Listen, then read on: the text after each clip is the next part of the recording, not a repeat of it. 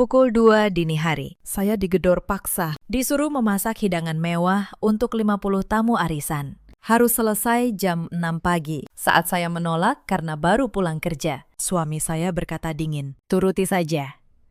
Sekali-kali jadilah orang berguna di sini. Saya hanya tersenyum, karena malam itu juga, diam-diam, saya memesan tiket pesawat dan menyiapkan satu kejutan yang akan mengubah hidup mereka selamanya. Halo, sahabat semua. Selamat datang kembali di channel ini. Sebelum cerita dimulai, tuliskan di kolom komentar kalian menonton dari daerah mana. Jangan lupa tekan tombol like dan subscribe, supaya channel ini terus berkembang dan bisa menghadirkan kisah yang lebih menyentuh lagi untuk kalian semua. Malam itu terasa begitu pekat. Angin berembus kencang di luar jendela kamar, membawa hawa dingin yang perlahan menembus celah ventilasi. Jarum jam dinding menunjuk angka 2. Keheningan malam yang seharusnya menjadi waktu istirahat, tiba-tiba pecah. Suara gedoran bertubi-tubi menghantam pintu kayu kamar saya. Seolah orang di balik pintu itu ingin merobohkannya. Saya terbangun dari tidur yang baru saja lelap. Tubuh saya kaku. Nyeri di banyak persendian. Baru 3 jam lalu, saya bisa merebahkan badan. Setelah seharian penuh berkutat dengan tumpukan laporan kantor yang seakan tak ada habisnya. Pekerjaan keras itulah yang selama ini menopang seluruh sendi keuangan di rumah ini. Sarini, bangun. Buka pintunya sekarang. Suara melengking itu menembus celah pintu, membawa nada amarah yang luar biasa. Itu suara ibu mertua saya. Saya menarik napas panjang, berusaha mengumpulkan kesadaran yang masih berserakan. Dengan langkah gontai, saya berjalan menuju pintu. Nama saya Salma. 32 tahun. Saya bekerja sebagai kepala bagian keuangan di sebuah perusahaan swasta di kawasan Sudirman. Sudah 8 tahun saya menjadi istri di rumah ini. Dan selama 8 tahun itu pula, sayalah yang menanggung semuanya. Tapi di mata mertua, saya tak pernah cukup berharga. Begitu gagang pintu saya putar sedikit, sosok Ibu Siti langsung mendorongnya dan menerobos masuk. Wajahnya bersungut-sungut, sorot matanya menatap saya dari ujung rambut hingga ujung kaki. Seolah saya seorang pesakitan yang baru saja melakukan kesalahan besar, tanpa memedulikan wajah saya yang pucat karena kelelahan. Ibu Siti langsung memberi perintah dengan nada tinggi. Beliau menegaskan bahwa saat ini sudah pukul 2 dini hari, dan saya harus segera ke dapur. Jam 6 pagi nanti, seluruh hidangan mewah untuk 50 teman arisannya sudah harus tersusun rapi di atas meja. Saya terdiam sejenak, mencoba mencerna perintah yang sama sekali tidak masuk akal itu. Memasak untuk 50 orang bukan perkara mudah, apalagi harus selesai dalam 4 jam oleh 1 orang di tengah malam buta. Rasanya tubuh saya ingin runtuh ke lantai detik itu juga. Saya menatap wajah ibu mertua. Dengan nada selembut mungkin, saya mencoba memberi pengertian. Saya jelaskan bahwa saya baru pulang bekerja menjelang tengah malam, dan tubuh saya sudah mencapai batas lelahnya. Saya menyarankan agar beliau memesan saja makanan dari rumah makan ternama untuk acara besok. Saya tahu persis, tabungan saya lebih dari cukup untuk membiayai pesanan mewah seperti itu. Namun niat baik saya justru disambut amarah yang semakin meledak. Mata Ibu Siti melotot tajam. Beliau membentak, menganggap tawaran saya sebagai penghinaan. Beliau merasa akan dipermalukan di depan teman-temannya. Beliau takut mereka akan menganggap dirinya tak punya wibawa, sampai tak bisa menyuruh menantunya sendiri. "Untuk apa kamu tinggal di rumah ini? Kalau disuruh masak saja tidak becus," bentaknya tajam.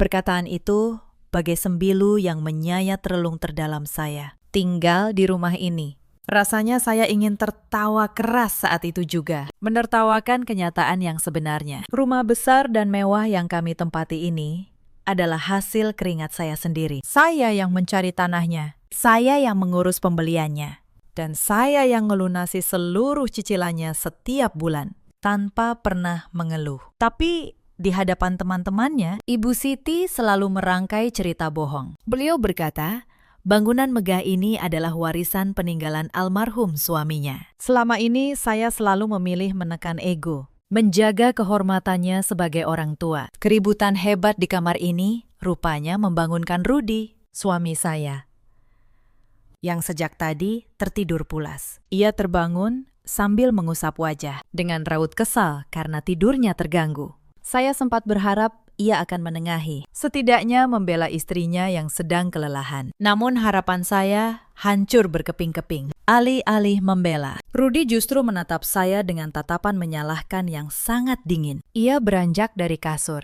bertanya dengan nada kasar soal alasan keributan malam-malam begini. Ibu Siti langsung memanfaatkan momen itu. Beliau mengadu dengan nada yang sengaja dibuat memelas. Beliau membalikan fakta, seolah saya menantu pembangkang yang kejam. Katanya, menantunya ini selalu banyak alasan saat disuruh membantu. Padahal pekerjaan saya di matanya hanya duduk santai di depan layar komputer seharian, mendengar aduan ibunya. Rudy melangkah mendekati saya, bukannya memberi pelukan penenang. Ia justru berkata kasar tepat di depan wajah saya. Turuti saja sekali-kali kemauan ibu. Jangan banyak alasan, ucapnya berat.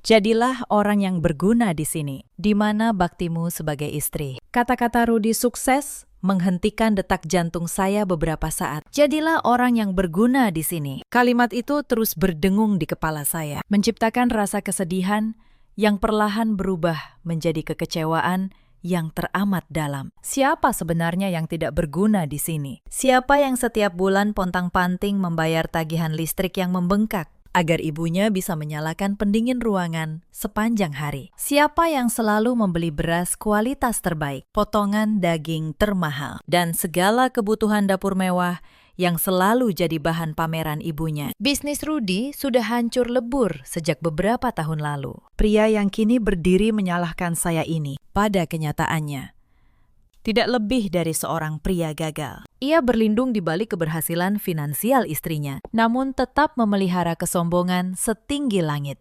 Tiba-tiba, seluruh rasa lelah yang menggerogoti tubuh saya menguap. Kesedihan dan keinginan menangis yang biasanya muncul setiap kali saya diperlakukan buruk, kini lenyap tanpa sisa. Saya menyadari satu hal, kesabaran seorang manusia pasti punya batas akhir. Dan tepat pada malam dingin ini, batas saya telah terlewati. Sebuah keputusan yang sangat bulat terbentuk di kepala saya dalam hitungan detik. Saya menatap kedua mata Rudy dengan pandangan kosong, lalu mengalihkan tatapan pada Ibu Siti. Saya tidak meneteskan air mata. Justru sudut bibir saya perlahan tertarik, membentuk senyuman tipis yang sangat tenang. Terlalu tenang untuk situasi penuh emosi seperti ini. Baik, saya sudah sangat mengerti sekarang, jawab saya datar. Rudy dan Ibu Siti tampak puas mendengar jawaban singkat saya. Mereka mengira mental saya telah hancur, mengira saya telah menyerah tanpa syarat, dan akan segera berlari patuh menuju dapur. Ibu Siti membalikkan badan sambil mendengus bangga, membusungkan dada, lalu melangkah keluar dari kamar saya. Ia diikuti Rudy, yang langsung menjatuhkan kembali tubuhnya ke ranjang, menarik selimut, dan melanjutkan tidur tanpa rasa bersalah sedikit pun. Saya berjalan dengan langkah teratur menuju pintu kamar. Saya tutup daun pintu kayu itu pelan, lalu memutar kuncinya 2 kali, hingga terdengar bunyi klik yang menegaskan batas saya malam ini. Saya menyandarkan punggung pada pintu, menarik nafas dalam-dalam, lalu mengembuskannya perlahan. Keputusan saya sudah bulat dan tidak bisa diganggu-gugat. Tidak akan ada lagi toleransi. Tidak akan ada lagi pengorbanan sia-sia untuk orang-orang yang hatinya telah tertutup dari rasa syukur. Saya berjalan menuju meja kecil di sudut kamar. Tempat laptop saya tergeletak. Malam ini saya tidak akan tidur, tapi bukan untuk memasak. Saya membuka laptop, dan jari saya mulai bergerak. Hal pertama yang saya lakukan adalah memesan 1 tiket pesawat. Tujuan sebuah kota tepi pantai yang tenang, jauh dari hiruk-pikuk ibu kota. Penerbangan paling pagi, pukul 7. 1 kursi. Untuk saya, seorang diri. Sebuah liburan yang sudah lama saya impikan, namun tak pernah sempat saya wujudkan, karena terlalu sibuk mengurus rumah yang bahkan tak pernah menghargai saya. Lalu, saya buka folder dokumen yang selama ini saya simpan rapi. Sertifikat tanah atas nama saya. Akta jual beli rumah atas nama saya.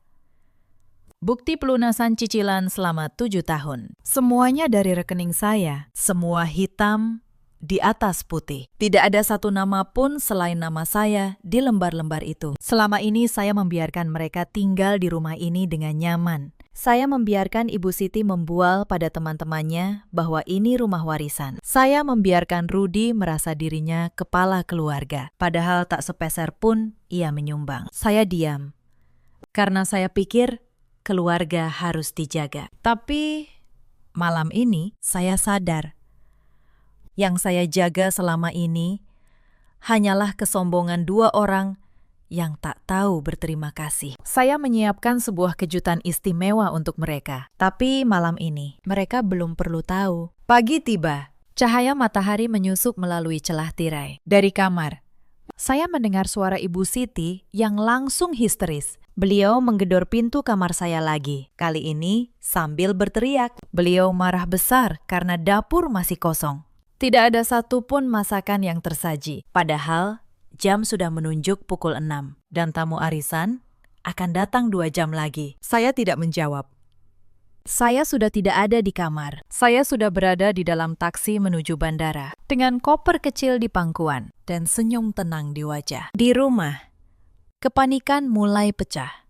Ibu Siti akhirnya berhasil membuka kamar saya yang kosong. Ia menemukan secari kertas yang sengaja saya tinggalkan di atas meja. Isinya singkat. Saya menulis bahwa saya sedang berlibur dan akan kembali beberapa hari lagi. Saya menulis, silakan urus acara arisan sendiri. Saya juga menambahkan satu kalimat. Kalimat yang nanti akan mereka pahami artinya. Mulai hari ini, semua di rumah ini akan kembali pada pemiliknya yang sah. Ibu Siti membaca kertas itu berulang kali. Wajahnya memerah karena marah. Ia membangunkan Rudi, menyodorkan kertas itu sambil berteriak bahwa menantunya telah kabur. Rudi membaca dengan mata mengantuk, lalu hanya mendengus. Ia menganggap istrinya hanya sedang merajuk kekanak-kanakan. Ia yakin saya akan pulang sebentar lagi, lalu kembali patuh seperti biasa. Mereka berdua sama sekali tidak menyadari bahwa dunia mereka baru saja mulai runtuh. Pagi itu, arisan tetap berlangsung, tapi tanpa hidangan mewah yang dijanjikan. Ibu Siti terpaksa menyuguhkan air putih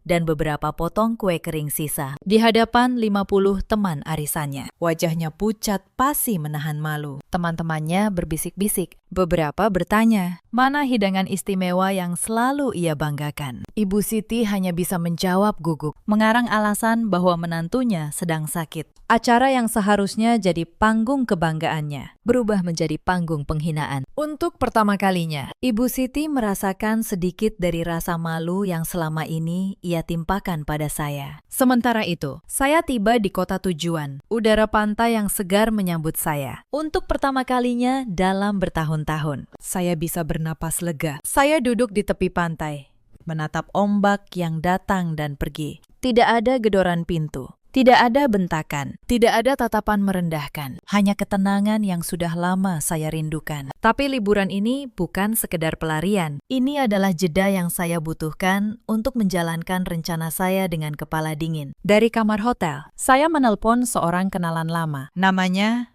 Pak Tono, seorang notaris yang sudah saya percaya bertahun-tahun. Saya menjelaskan situasi saya. Saya katakan bahwa saya ingin mengurus status rumah saya secara resmi dan tuntas. Pak Tono mendengarkan dengan saksama, lalu menyanggupi untuk membantu. Hari demi hari berlalu di kota tepi pantai itu. Saya menikmati setiap detiknya. Saya makan dengan tenang. Saya tidur nyenyak tanpa takut digedor tengah malam. Tubuh saya yang dulu selalu remuk karena kelelahan, perlahan pulih. Pikiran saya yang dulu kusut, kini jernih kembali. Di rumah, keadaan justru sebaliknya. Hari pertama saya pergi, Ibu Siti masih berlagak tenang. Ia yakin saya akan segera pulang. Hari kedua, ia mulai gelisah. Dapur yang biasanya penuh bahan makanan mewah, kini mulai menipis. Tidak ada lagi yang berbelanja. Tidak ada lagi yang memasak. Rudi yang biasa makan enak setiap hari, kini hanya bisa makan seadanya. Ia mencoba memasak sendiri, tapi gagal. Ia bahkan tak tahu di mana letak beras disimpan. Selama ini, semua tersedia begitu saja, seakan datang dari langit. Ia tak pernah peduli dari mana semua itu berasal. Rudi mulai mencoba menghubungi saya. Pesan demi pesan, masuk ke ponsel saya. Awalnya nada pesannya masih tinggi, menyuruh saya segera pulang. Saya tidak membalas satupun. Lalu, nada pesannya berubah, mulai bertanya, kapan saya pulang? Lalu, mulai membujuk. Lalu, akhirnya, mulai memohon. Saya membaca semua pesan itu di tepi pantai dengan tenang. Lalu, saya kunci kembali ponsel saya dan kembali menikmati ombak. Bukan karena saya kejam, tapi karena saya tahu jika saya menjawab sekarang, mereka akan kembali menginjak-injak saya seperti dulu. Saya harus membiarkan mereka merasakan sendiri akibat dari perbuatan mereka. Sebelum saya benar-benar meninggalkan rumah pagi itu, ada satu hal lagi yang saya lakukan di depan laptop. Saya membuka aplikasi perbankan saya. Selama ini, ada satu rekening bersama yang saya buat khusus untuk membiayai seluruh kebutuhan rumah ini. Tagihan listrik, air, internet, belanja dapur. Semuanya terhubung otomatis ke rekening itu. Dan rekening itu, saya yang mengisinya setiap bulan. Satu persatu, saya cabut semua pembayaran otomatis itu. Saya hentikan transfer rutin. Lalu, saya kosongkan rekening bersama itu. Dan saya pindahkan seluruh dana ke rekening pribadi saya yang tidak mereka ketahui. Bukan untuk menyakiti, tapi agar mereka belajar dari mana sebenarnya semua kenyamanan yang selama ini mereka anggap sebagai hak. Saya menutup laptop. Saya pandangi kamar itu sejenak. Kamar yang selama 8 tahun menjadi tempat saya menelan air mata diam-diam. Lalu, saya angkat koper kecil saya dan saya melangkah keluar tanpa menoleh lagi. Di hari pertama kepergian saya, seperti yang sudah saya duga, mereka masih hidup dalam ilusi. Ibu Siti masih sempat membual pada tetangga bahwa menantunya sedang pergi mengurus urusan sepele. Rudy masih tidur sampai siang, lalu mengeluh karena tidak ada sarapan yang tersaji di meja. Mereka belum sadar bahwa tangan yang selama ini menyiapkan segalanya telah pergi. Siangnya, Rudy mencoba berbelanja. Ia pergi ke pasar, membawa dompetnya dengan percaya diri. Tapi saat hendak membayar, ia tertegun. Kartunya ditolak. Saldo rekening yang biasa ia gunakan sudah kosong. Ia berdiri kaku di depan kasir, ditatap heran oleh orang-orang di belakangnya. Untuk pertama kalinya, ia merasakan malu yang selama ini ia timpakan pada saya. Rudy pulang dengan tangan kosong dan wajah masam. Ia langsung menyalahkan saya, berkata bahwa saya telah mempermalukannya. Ibu Siti menambah panas suasana, ikut memaki saya yang katanya telah menelantarkan keluarga. Mereka berdua duduk di ruang tamu, kelaparan. Namun tetap saja, yang keluar dari mulut mereka hanya umpatan dan tuduhan. Tidak sedikit pun terbersit untuk mengoreksi diri. Malam kedua, perut mereka benar-benar lapar. Tidak ada nasi, tidak ada lauk. Yang tersisa di dapur hanya beberapa bungkus mie instan, yang dulu selalu mereka pandang rendah sebagai makanan orang susah. Dengan terpaksa, Rudy merebus mie itu. Untuk pertama kalinya dalam bertahun-tahun, seorang Rudy yang selalu menuntut hidangan mewah, menyantap mie instan di meja makan rumahnya yang megah, dalam keremangan lampu darurat. Ibu Siti menolak makan mie itu pada awalnya. Beliau merasa makanan seperti itu di bawah martabatnya, tapi lapar tidak mengenal gengsi. Akhirnya, beliau pun ikut menyeruput mie yang sama, sambil terus menggerutu dan menyalahkan menantunya. Hari ketiga, masalah datang bertubi-tubi. Pagi-pagi, petugas dari perusahaan listrik datang. Tagihan yang menunggak sudah terlalu lama. Tanpa banyak bicara, mereka memutus aliran listrik rumah itu. Seketika, rumah megah yang selalu dibanggakan Ibu Siti berubah gelap dan panas. Pendingin ruangan yang biasa menyala 24 jam, kini hanya jadi pajangan. Belum reda satu masalah, datang masalah lain. Layanan internet diputus karena menunggak. Lalu, air. Ibu Siti yang biasa mandi air hangat, kini harus menimba air seadanya. Satu persatu, semua kenyamanan yang selama ini ia nikmati tanpa pernah bertanya dari mana asalnya, kini lenyap. Dan untuk pertama kalinya, ia mulai paham betapa banyak yang sebenarnya saya tanggung. Dalam keputusasaan, Rudy mulai mendatangi teman-teman lamanya, berniat meminjam uang. tapi pintu demi pintu tertutup untuknya. Teman-teman yang dulu ia banggakan saat ia masih punya bisnis, kini menghindarinya. Mereka tahu Rudy sudah lama bangkrut. Mereka tahu selama ini ia hanya hidup dari istrinya. Tidak ada satupun yang mau memberinya pinjaman. Rudy pulang dengan kepala tertunduk. Untuk pertama kalinya, ia merasakan betapa rapuh harga dirinya. Harga diri yang selama ini ia bangun di atas keringat orang lain. Ia duduk di lantai ruang tamu yang gelap, dan untuk sesaat, perlintas penyesalan di wajahnya. Tapi penyesalan itu datang terlambat. Mungkin kalian bertanya-tanya, bagaimana semua ini bisa terjadi? Bagaimana seorang perempuan yang menanggung seluruh isi rumah bisa diperlakukan serendah itu? Izinkan saya menceritakan sedikit ke belakang. Saya menikah dengan Rudy 8 tahun lalu, saat ia masih punya bisnis yang cukup besar saat itu. Ia adalah pria yang penuh percaya diri, dan saya, perempuan muda yang sedang merintis karir di bidang keuangan. Kami menikah dengan penuh harapan. Di tahun-tahun pertama, semuanya tampak baik-baik saja. Tapi pelan-pelan, bisnis Rudy mulai goyah. Ia bukan tipe pria yang mau belajar dari kesalahan. Setiap kerugian selalu ia salahkan pada keadaan, pada orang lain. Tidak pernah pada dirinya sendiri. Saya berkali-kali mencoba membantu, menawarkan saran sebagai orang yang mengerti angka dan keuangan, tapi ia selalu menolak.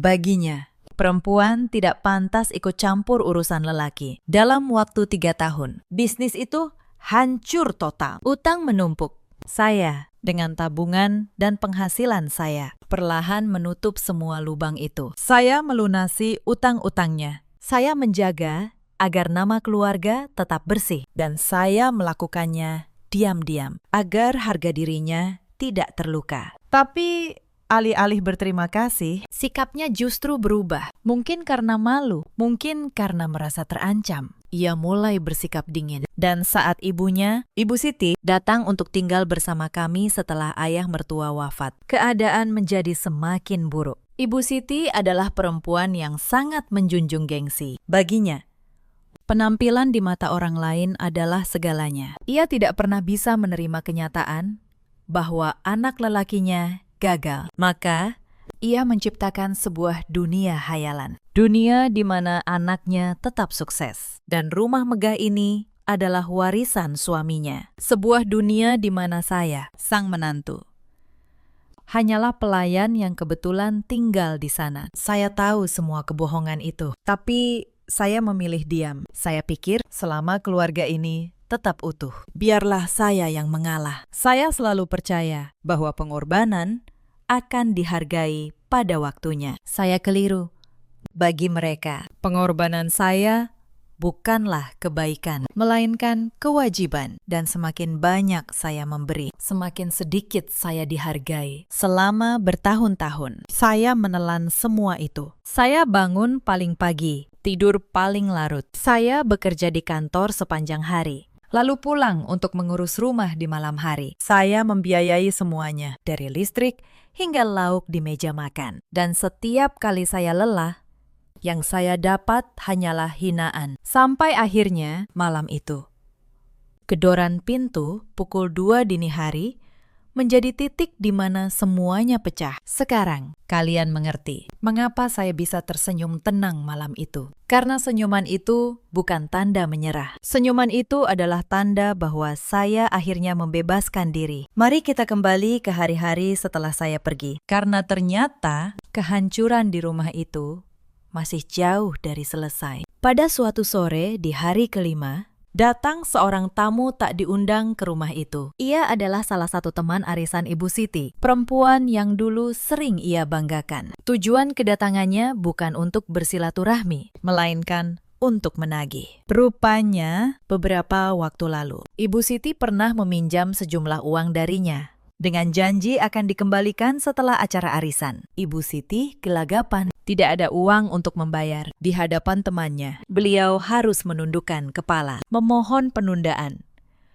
Temannya, yang sudah mendengar kabar tentang kebangkrutan keluarga itu, hanya menatapnya dengan campuran kasihan dan kecewa. Tatapan yang dulu selalu ditujukan Ibu Siti pada orang lain, kini berbalik menimpa dirinya. Setelah temannya pergi, Ibu Siti duduk termenung. Untuk pertama kalinya, mungkin, ia mulai merasakan bagaimana rasanya berada di posisi rendah yang selama ini ia ciptakan untuk saya. Tapi penyesalan itu masih bercampur dengan keangkuhan. Ia masih belum sepenuhnya sadar bahwa semua ini adalah buah dari perbuatannya sendiri. Rudy, di sisi lain, mulai mencoba mencari kerja. Tapi kemanapun ia melamar, ia ditolak.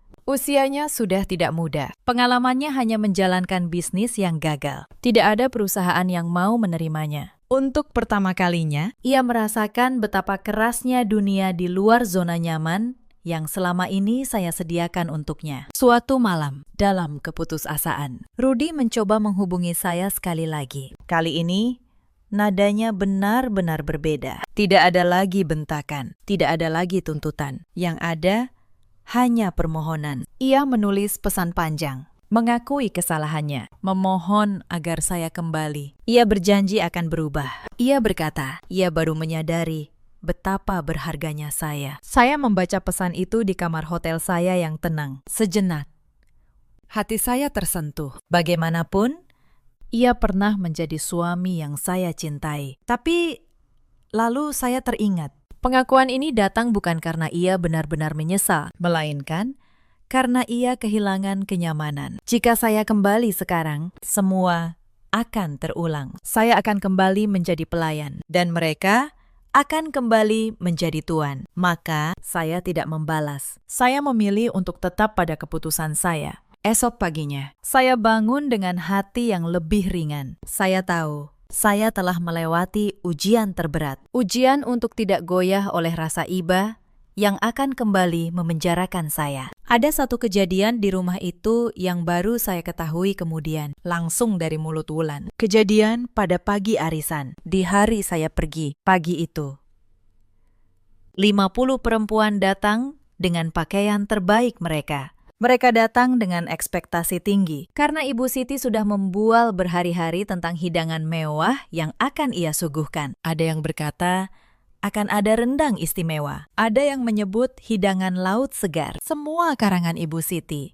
untuk menjaga gengsinya. Namun yang mereka temui hanyalah meja kosong, beberapa toples kue kering yang sudah lama, dan beberapa gelas air putih. Itu saja. Suasana menjadi canggung. Bisik-bisik mulai terdengar. Ibu Siti dengan wajah pucat mencoba menutupi dengan tawa gugup. Berkata bahwa menantunya tiba-tiba sakit, sehingga acara masak batal. Tapi para tamu itu bukan orang bodoh. Salah satu dari mereka, yang memang dikenal tajam lidahnya, bertanya dengan nada menyindir. Ia bertanya, bukankah selama ini Ibu Siti selalu berkata bahwa ia tidak butuh menantu karena ia bisa mengurus segalanya sendiri? Lalu mengapa sekarang? Hanya karena menantunya tidak ada, acara sebesar ini bisa berantakan total. Pertanyaan itu menohok tepat di harga diri Ibu Siti. Wajahnya merah padam. Ia tidak bisa menjawab. Satu persatu, para tamu mulai berpamitan lebih awal, meninggalkan rumah dengan tatapan yang penuh arti. Panggung kemegahan yang selama ini ia bangun dari kebohongan runtuh dalam satu pagi. Dan untuk pertama kalinya, Ibu Siti merasakan sendiri rasa malu yang selama 8 tahun ia timpakan pada saya tanpa belas kasihan. Wulan bercerita, sejak hari itu, ibunya banyak berubah. Bukan menjadi lebih baik, tapi menjadi lebih pemarah dan mudah tersinggung. Gengsi yang selama ini menjadi tameng hidupnya kini hancur, dan ia tidak tahu bagaimana harus menghadapinya. Sementara itu, proses penjualan rumah berjalan cepat. Seorang pembeli serius akhirnya datang. Ia adalah seorang pengusaha yang sudah lama mencari rumah di kawasan itu. Saat ia datang untuk melihat-lihat rumah, didampingi agen properti, Ibu Siti dan Rudy masih ada di sana. Mereka terkejut bukan main melihat orang asing berkeliling di rumah mereka, mengukur ruangan dan berbicara tentang harga. Rudy langsung menghampiri agen itu dengan marah, menuntut penjelasan. Ia berkata, ini rumah keluarganya, tidak boleh dijual sembarangan. Tapi agen properti itu hanya menunjukkan surat kuasa dari pemilik sah rumah tersebut, yaitu saya, dengan dokumen yang jelas. Rudy tidak punya dasar apapun untuk menolak. Saat itulah, perlahan, kenyataan mulai menampar mereka. Rumah ini bukan milik mereka, tidak pernah menjadi milik mereka. Selama ini, mereka hanya menumpang di atas tanah dan bangunan yang dibeli dengan keringat orang yang mereka hina setiap hari. Pembeli itu menyukai rumahnya. Dalam waktu singkat, kesepakatan tercapai. Harga yang ditawarkan sangat baik, jauh melebihi nilai cicilan yang dulu saya bayar. Saya tidak hanya membebaskan diri, saya juga mendapatkan hasil yang pantas dari kerja keras saya selama bertahun-tahun. Wulan, di tengah semua kekacauan ini, menjadi satu-satunya yang berpikir jernih. Ia menghubungi saya, dan dengan jujur, ia berkata bahwa ia tidak menyalahkan saya sedikit pun. Ia bahkan meminta maaf atas nama keluarganya, atas semua perlakuan buruk yang saya terima selama ini. Wulan bercerita, sejak kecil ia sudah melihat bagaimana ibunya selalu pilih kasih, selalu mengutamakan gengsi di atas segalanya. Ia tidak pernah setuju dengan cara ibunya memperlakukan saya, tapi sebagai anak, ia tak punya kuasa untuk melawan. Kini, melihat semuanya runtuh, ia justru merasa lega bahwa setidaknya ada satu orang di keluarga ini yang berani berdiri, dan orang itu adalah saya. Saya menghargai kejujuran Wulan. Di antara semua kekecewaan terhadap keluarga ini, ia adalah satu-satunya cahaya. Saya berjanji pada diri sendiri, apapun yang terjadi pada ibu dan kakaknya, hubungan baik saya dengan Wulan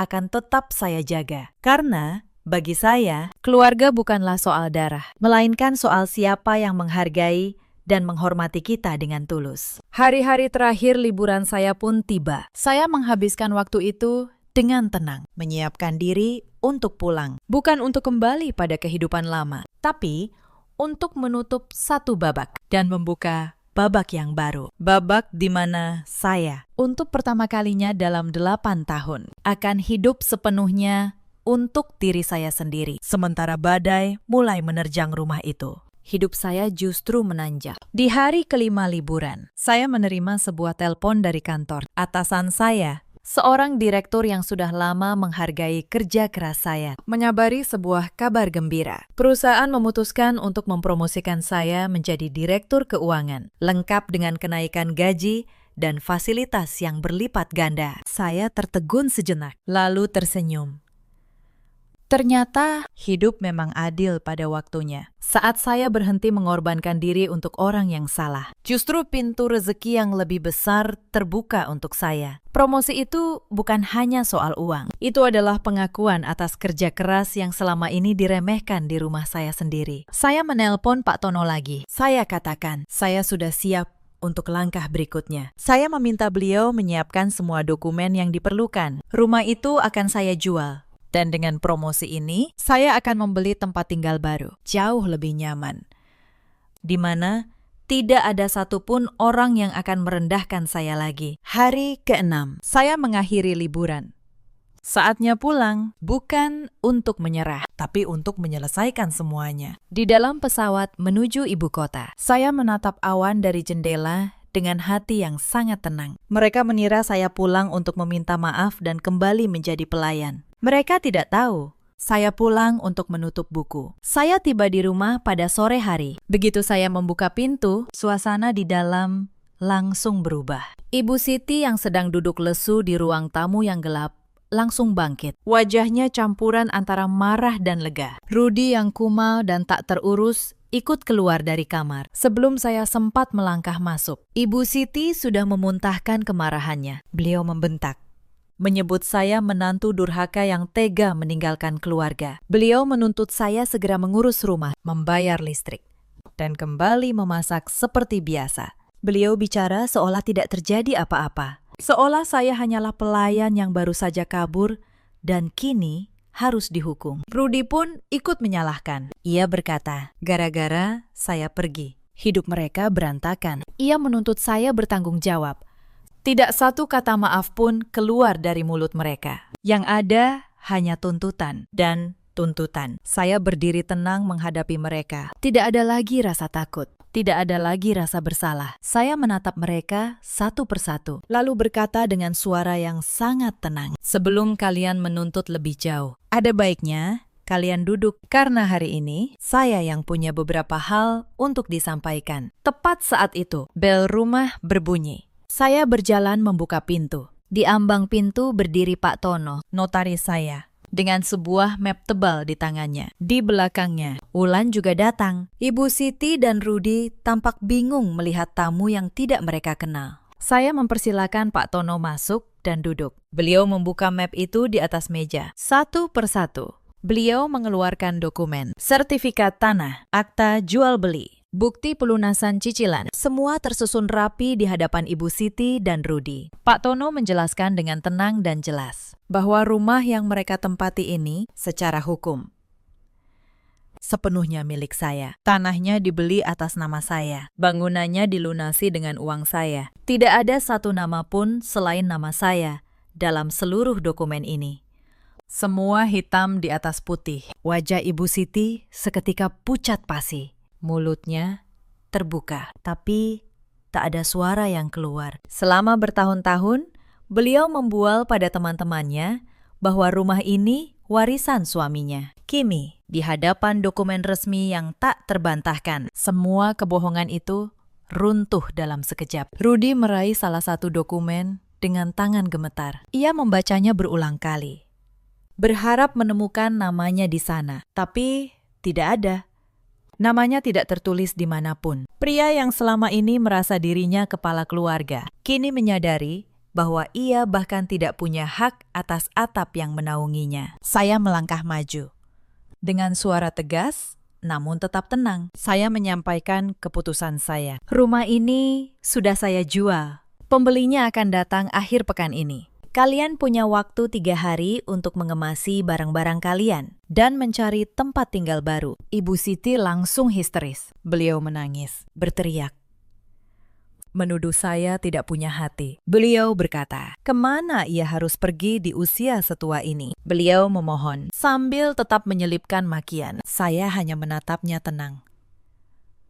Saya teringat malam itu, saat beliau menggedor pintu pukul 2 dini hari, tanpa sedikit pun belas kasihan pada saya yang kelelahan. Saya teringat juga semua malam lain. Malam-malam saat saya pulang larut dengan tubuh remuk dan disambut bukan dengan secangkir teh hangat, melainkan dengan daftar perintah. Saya teringat hari-hari saat saya sakit, namun tetap dipaksa mengurus rumah. Karena katanya, menantu tidak boleh bermalas-malasan. Saya teringat semua ucapan terima kasih yang tidak pernah ada. Dan saat saya mengingat semua itu, hati saya yang sempat tergerak oleh tangisannya kembali tenang. Bu, kata saya pelan, selama 8 tahun. Saya menanggung semuanya. Saya yang membayar. Saya yang bekerja. Saya yang diam saat dihina. Dan tidak sekalipun saya mendengar ucapan terima kasih. Yang saya dengar hanya hinaan. Malam itu, saat ibu menyuruh saya memasak untuk 50 orang di tengah malam, saya sudah memberi ibu kesempatan untuk berhenti. Tapi ibu memilih menghina saya. Ibu Siti mencoba membantah. Beliau berkata bahwa sebagai menantu, sudah kewajiban saya mengurus mertua. Beliau berkata, semua yang saya lakukan hanyalah kewajiban biasa, tidak perlu dibesar-besarkan. Mendengar itu, saya menarik napas, lalu menjawab dengan tenang. Bu, mengurus mertua memang kewajiban, tapi kewajiban itu lahir dari kasih sayang, bukan dari penghinaan. Saya rela mengurus ibu jika ibu memperlakukan saya sebagai keluarga. Tapi ibu memperlakukan saya seperti pembantu yang bisa dibentak kapan saja, bahkan di tengah malam. Saya manusia, Bu, bukan mesin. Ibu Siti terdiam. Untuk pertama kalinya, beliau tidak punya kata-kata untuk membalas. Saya berbalik menatap Rudi. Dan kamu menyuruh saya jadi orang yang berguna. Kamu bertanya di mana baktiku. Sekarang saya tanya balik. Selama bertahun-tahun, bisnismu hancur. Siapa yang menafkahi rumah ini? Siapa yang membayar semua kemewahan yang kamu nikmati? Kamu menyebut saya tidak berguna, sambil makan dari hasil keringat saya setiap hari. Rudi membuka mulut, mencoba membela diri. Ia berkata, ia adalah suami saya, kepala keluarga. dan saya tidak berhak menjual rumah tanpa izinnya. Saya menatapnya, lalu mengambil satu dokumen dari atas meja dan menunjukkannya tepat di depan wajahnya. Coba cari namamu di sini, kata saya. Cari di sertifikat ini, di akta ini, di bukti pelunasan ini. Kalau kamu menemukan namamu satu kali saja, saya akan membatalkan semua keputusan saya hari ini. Rudy menerima dokumen itu dengan tangan gemetar. Ia membolak-balik setiap lembar, matanya mencari dengan putus asa. Tapi tidak ada satupun namanya tertera. Tangannya jatuh lemas. Dokumen itu terlepas, jatuh ke atas meja. Pria yang selama bertahun-tahun merasa berkuasa atas saya, kini sadar bahwa ia tidak memiliki apapun, bahkan tidak atap di atas kepalanya. Rudy tertunduk.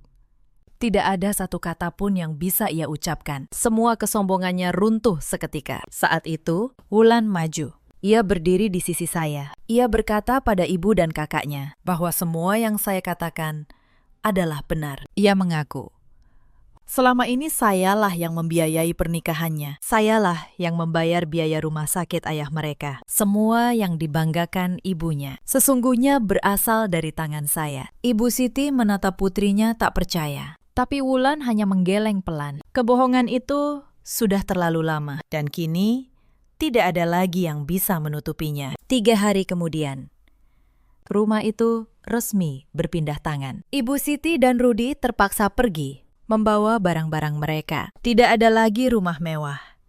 Tidak ada lagi kemewahan yang bisa dipamerkan. Mereka yang selama ini hidup dari keringat saya sambil menghina saya, kini harus memulai hidup dari nol dengan tangan kosong. Saat mereka melangkah keluar dari gerbang untuk terakhir kalinya, beberapa tetangga diam-diam menyaksikan dari balik jendela. Tidak ada yang keluar untuk mengucapkan selamat tinggal. Tidak ada yang menawarkan bantuan. Karena selama bertahun-tahun, Ibu Siti terlalu sibuk merendahkan orang lain demi menjaga gengsinya. Sampai ia lupa membangun satu pun pertemanan yang tulus. Di saat ia jatuh, tidak ada satu tangan pun yang terulur untuknya. Itulah harga dari kesombongan yang ia pelihara selama ini. Saya sendiri pindah ke sebuah apartemen baru yang nyaman, tidak jauh dari kantor. Tempat yang tenang, di mana tidak ada gedoran pintu di tengah malam, di mana tidak ada lagi tatapan merendahkan. Untuk pertama kalinya dalam 8 tahun, saya benar-benar merasa berada di rumah saya sendiri. Waktu pun berlalu.